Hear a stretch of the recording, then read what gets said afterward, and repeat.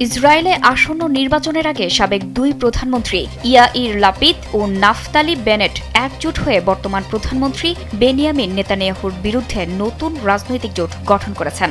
যুক্তরাষ্ট্রের নৌ অবরোধের কারণে ইরানের অর্থনীতি ও তেল রপ্তানি নতুন চাপে পড়েছে। এই দুই ঘটনাই পুরো অঞ্চলের স্থিতিশীলতা নিয়ে নতুন প্রশ্ন তুলেছে।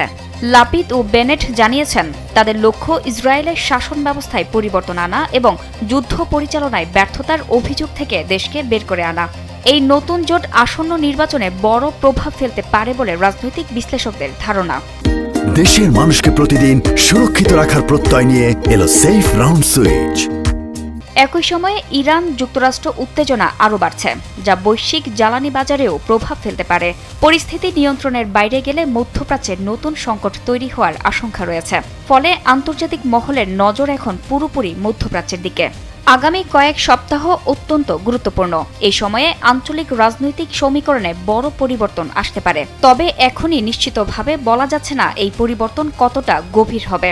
সব মিলিয়ে পরিস্থিতি দ্রুত পরিবর্তনশীল। এই ঘটনাগুলো ঘিরে আন্তর্জাতিক মহলে চলছে ব্যাপক আলোচনা ও উদ্বেগ। মধ্যপ্রাচ্যের ভবিষ্যৎ দিক নির্দেশনা অনেকটাই নির্ভর করছে বর্তমান রাজনৈতিক ও কূটনৈতিক পরিস্থিতির উপর।